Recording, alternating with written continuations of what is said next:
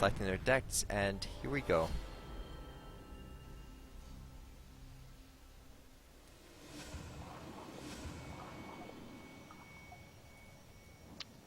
Archers versus mid-range red.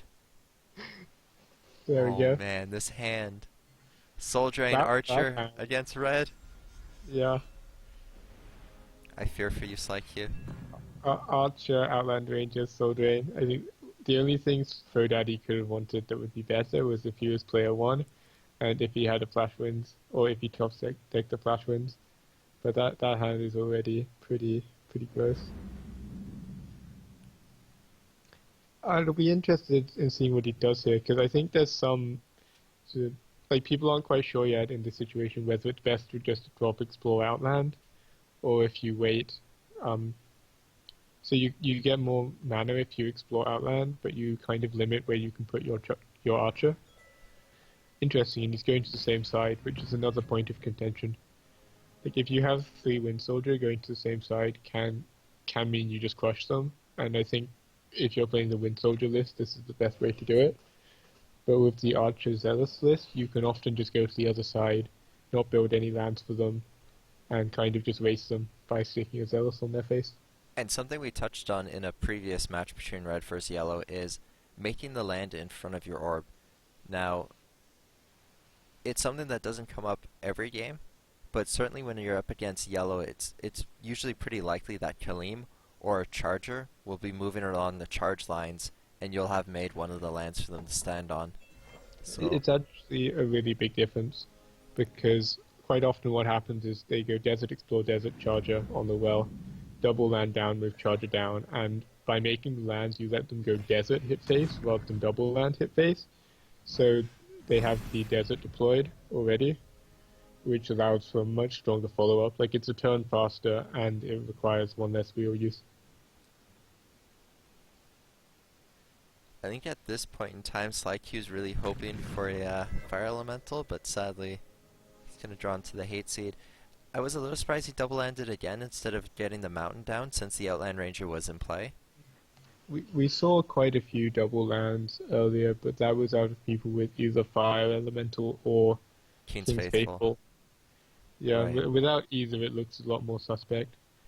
Because, yeah, you're right. Like, any push would have been a punish, right? Or which turn is this? Well, Frodaddy now has to play around Garridan, because SllyQ is going into a 2-mountain possibility with 10 Feria. So anything Frodaddy does to overcommit could be very bad. Yeah, I mean, it's not a common thing to play, but sometimes he uses a Firestorm, and so he could campfire his Archer here? Yeah, which is what he's doing, which I like a lot. Like, it would still be bad for him if Garridan came down, but you no longer auto-lose, which you sort of would have if you hadn't campfired there. Yeah, so now he has a very good aggressive desert spot. He has a creature that lives, and he's going into 6 Feria at the minimum if Garridan were to have come down. Now we know SllyQ doesn't have it, but it's one of those things where you'd rather play around the card than lose to it. So it looked Yeah, like it's best to Frodaddy go would so have had far. it been fine. What do you even do here as SllyQ, though? This is... I think you have to Ground Shaker in Cypher's Wrath. Actually, you could just Hate Seed in Cypher's Wrath. Is there any way you can just pass and look for the better trades for bombing? Yeah, this is kind of cool. Okay, so he's locked onto the Archer. Wow, one... No, okay, he still gets So wrecked Frodaddy can just win Soldier and trade with the 3-1. So Frodaddy can draw a card. I've actually lost some games from similar looking positions as the yellow player, where the opponent, I think it was Kantik, just did nothing for ages, and then triple bombing at me. Just because there wasn't anything efficient I could do in return. But it doesn't look like CQ had the hand to go for that. But yeah, like this game isn't over yet, because Red has a much stronger late game if Frodaddy doesn't draw his Zealous. But it's not good. So right now Frodaddy has the option of using double Wind Soldier or using his Outland Ranger. What would you prefer? Do you prefer keeping the Gatherer? I think I use one Wind Soldier because if you look at Frodaddy's desert positioning, anything that gets set up anywhere near those wells to collect, he can pretty much automatically double click with a Wind Soldier to punish it. Right. So both of them should know that the most likely option, looking at how SllyQ landed, is Bomb Slinger. So I also like that he's summoning this 3-2. Because then if a Bomb Slinger goes down, he gets the Wind Soldier of the Bomb Slinger and hit face to keep blocking his Zealous. And he gets both collections. Is there any chance your opponent just played a Fnatic that you consider bomb centering the 3-2? I mean, there's gotta be a chance because it's double collecting. At the very least, yeah. Yeah. So now, how much mana does Frodaddy? So he can plus one and play yeah. both things, right? That's probably the line. I mean, his opponent's going to 0 mana, so yeah, seems good. You could also just draw or play Zealous, and you have lethal setup next turn. Yeah, and killing the bomb slinger isn't too relevant.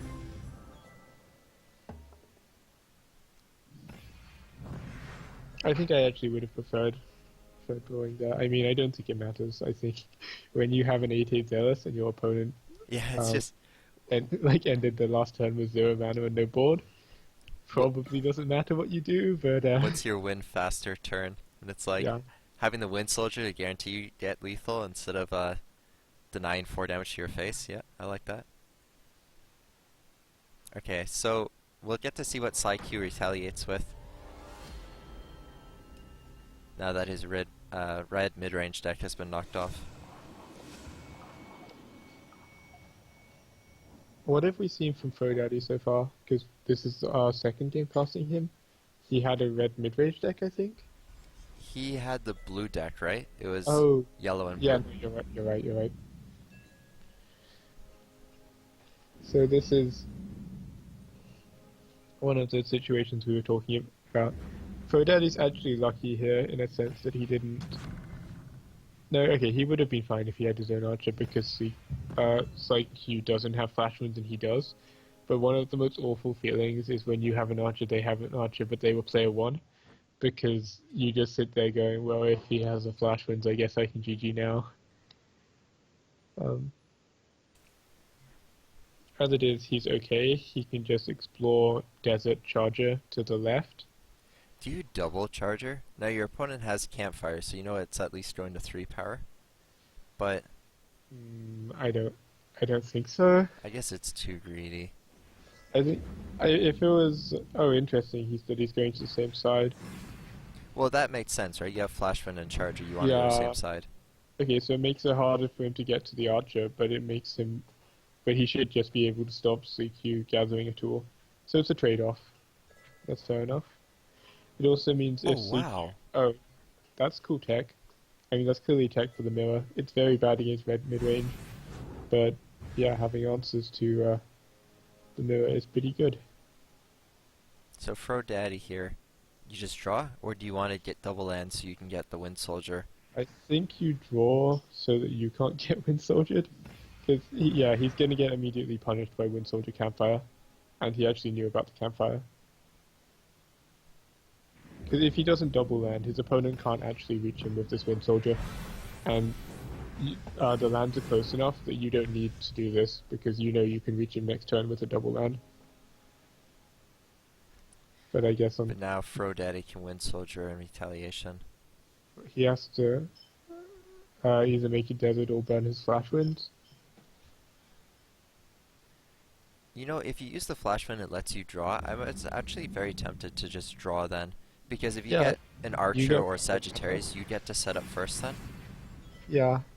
I kind of liked it. You also gain 1 mana from doing it that way. Yep. But then again, you don't have this land. I don't know. It's close.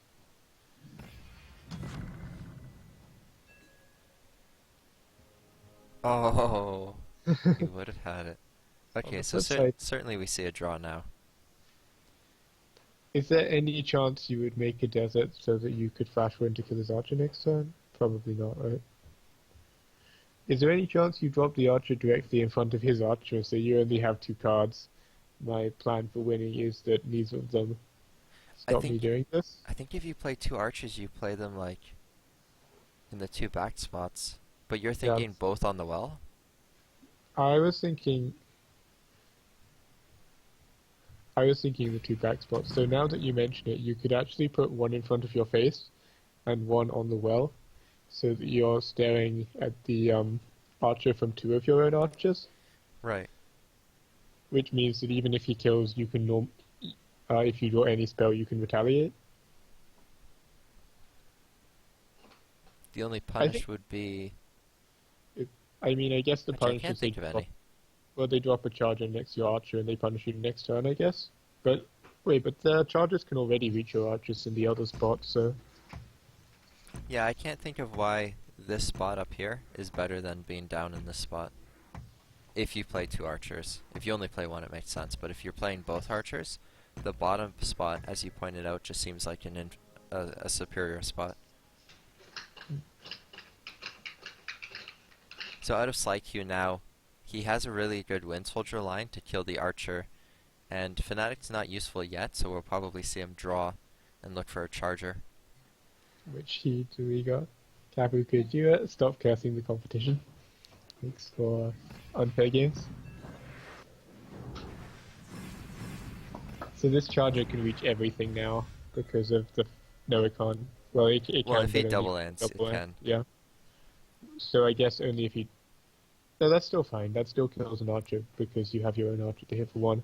Yep. But the biggest hidden problem that's going on here, like on board, Frodaddy's actually an okay spot. If you total SllyQ's mana and like creature costs, he's at 6 mana versus Frodaddy's 8 mana, which is actually reasonably comparable. Like SllyQ's advantage because he sets up first, but it really is close. The problem is SllyQ has hit face 4 times now. Does that sound right?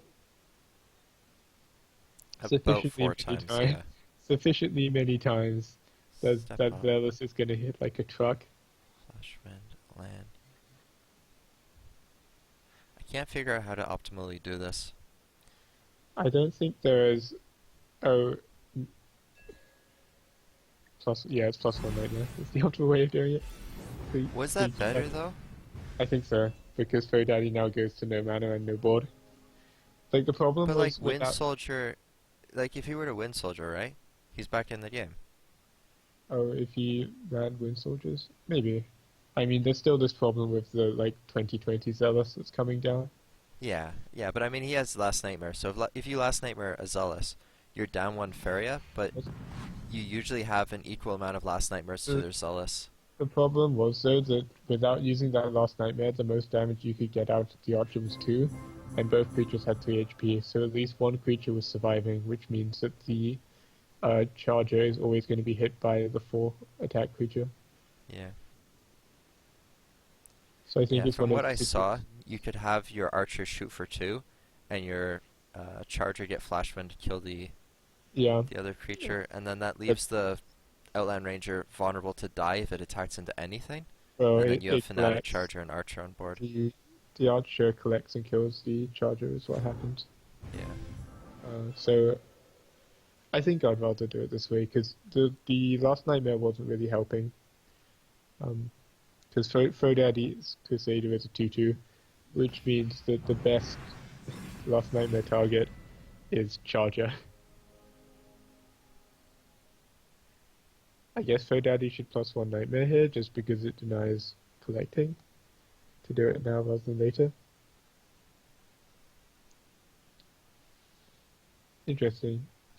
So he can make the land and then kill the archer. That's pretty cool. Yeah, I like that. So Going he to gets a 5 double deserts. He gets the double land out. Is there any chance you prairie here? It's probably too late, right? Yeah, I think you just make the desert. I don't think double land is going to do much. I mean, it can be nice later because especially with this prayer, SllyQ always has to be worried that the opponent just like drops a charger on his face and goes for the comebacks. But he's going to take 12 That's here. lethal, yeah. Okay, yes. And he has 12 life. Right, good point.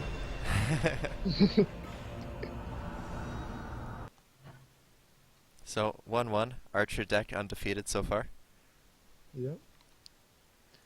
Or I just saying undefeated is wrong. It's Archer deck has won every Is it? round. Yeah. That's how to say it. Archer get winning the every chat. round.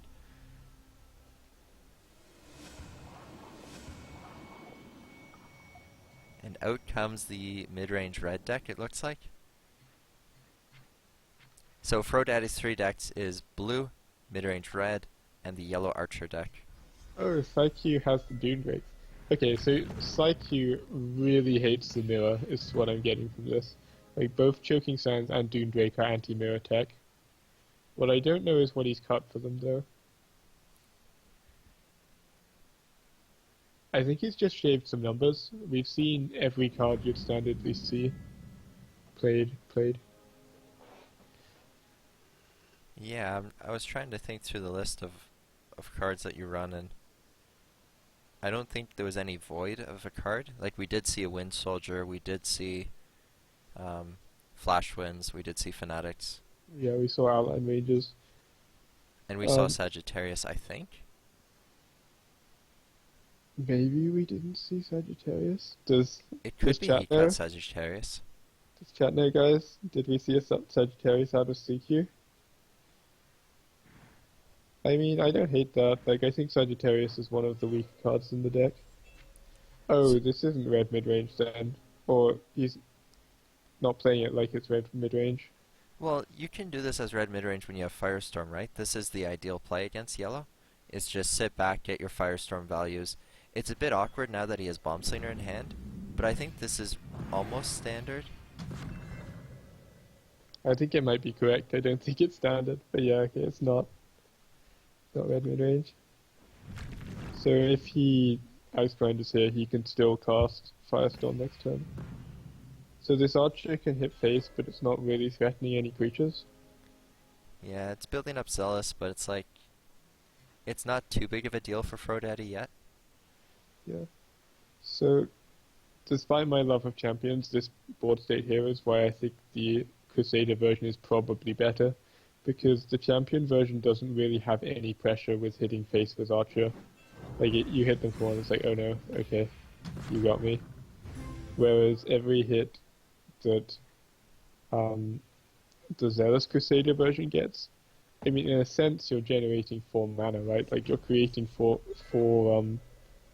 like +4/+4 of stats in your deck somewhere, and it's not immediately realized, but at some point, you're going to be really happy about it. Also, wow, that Firestorm. So, pretty sick. There wasn't too much SllyQ could do about that, just given his hand. Unless he had... If he had the Wind Soldier, I guess he could have Wind Soldiered the Axe Grinder instead of Gleam hitting in. Yeah, I wasn't paying attention at the time, unfortunately. I mean, definitely that's something you don't want to do, like, especially if the opponent deliberately offers you up an Axe Grinder to hit with your Kaleem. If you can, you want to play around it, but sometimes you I just want to point out this was another time where Bloodsinger was killed in an equal trade, and damage didn't go to face. didn't go to face. Yeah, I haven't seen damage go to face yet when a Bloodsinger died. Okay. So Dune Drake, it's not the actual worst in this matchup. These things like this, yeah.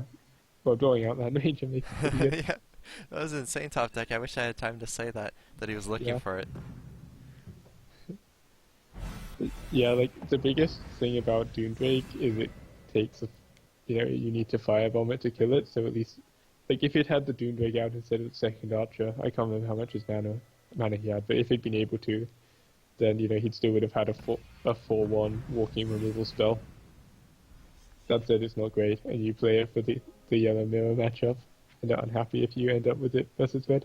So this is the awkward point of, now you have Choking Sand, but Yeah. you're against a red player. The best target for him is Grimguards and Bloodsinger, which, I mean, that's not too bad, but those aren't cards that you need to choke.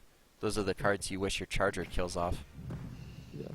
Oh, that's cool from Frodaddy. I think normally people don't go very aggressive with Bloodsinger, for good reason. It's a 2/4. But actually against the yellow Archers deck, what do they really have that beats a 2/4? Just anything being placed on top of their face is really scary in how much it denies their creatures. So he forced the choking sounds. Do you think he'll +1 Ground Shaker with how aggressive he's been playing this? Or do you think he'll draw hope for like a Bomb Singer or a Firebomb? I think either is a fine way of playing it. So the Ground Shaker, so Soul Drain kills the Ground Shaker, but if he kills the Ground Shaker, he's not collecting, so I guess... Yeah, that's kind of cool. And there's no... There used to be Deathwish Ghoul as a prime target for Ground Shaker, and a reason you wanted to keep them. But yellow decks aren't playing that anymore, so you don't really need the 1 damage ping for anything in particular.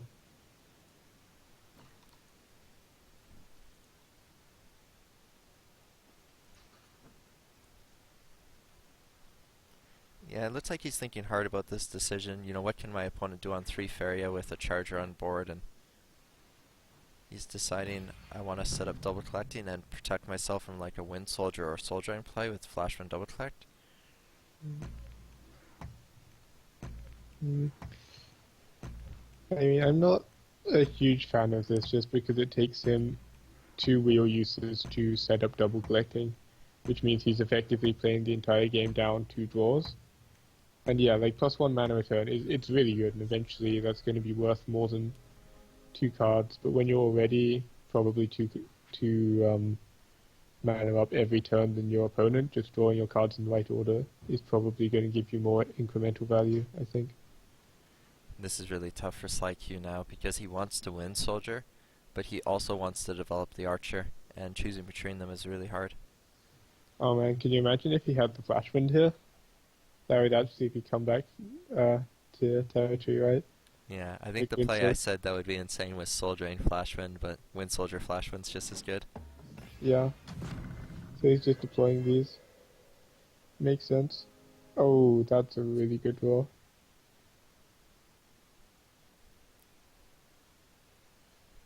So it does... Sorry, go ahead.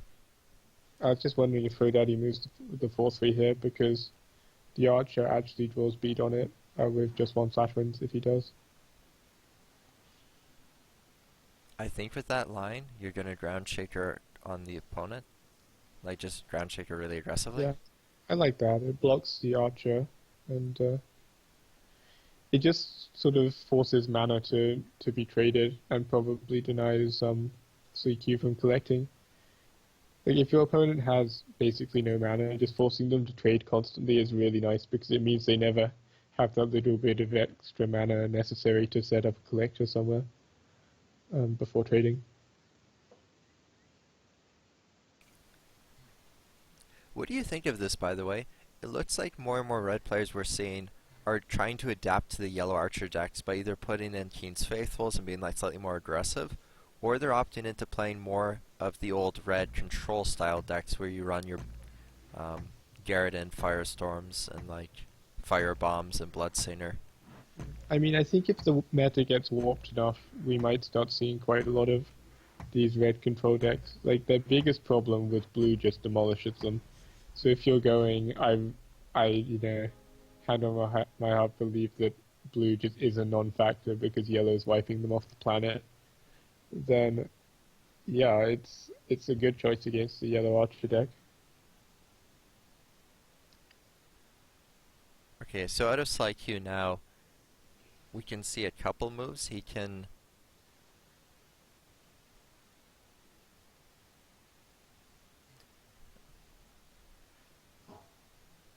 Wind Soldier. That doesn't seem that great. He can Charger, kill the 4/2 by collecting. Yeah, that lets him Outland Ranger, but he's got all the sort of pieces that should lead to a great turn. Like, he has movement, he has a campfire, etc. But it just the spaces to play his units and the mana he had just didn't really line up correctly.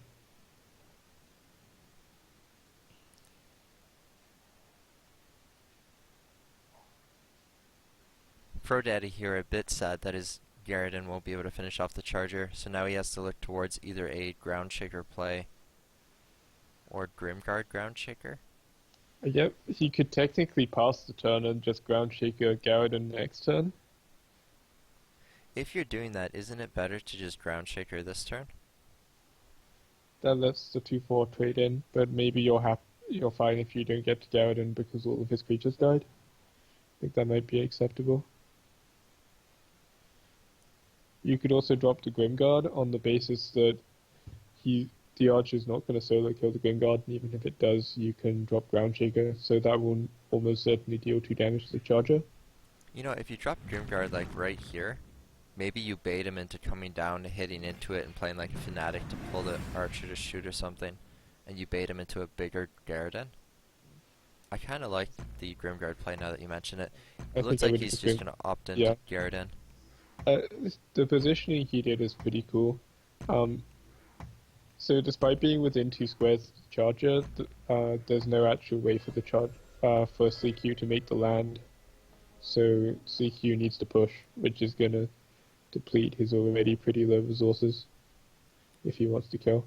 I mean, what he's actually probably going to do is double collect Desert Last Nightmare, kill the 2/4, and Nightmare the Garridan. But he could also actually maybe it was better to double land within the wells, Outland Ranger Campfire it, and kill the 2/4, because Garridan... Well, Garridan could hit face and put you to 6. Yeah, that's kind of low, isn't it? Okay. Just a bit.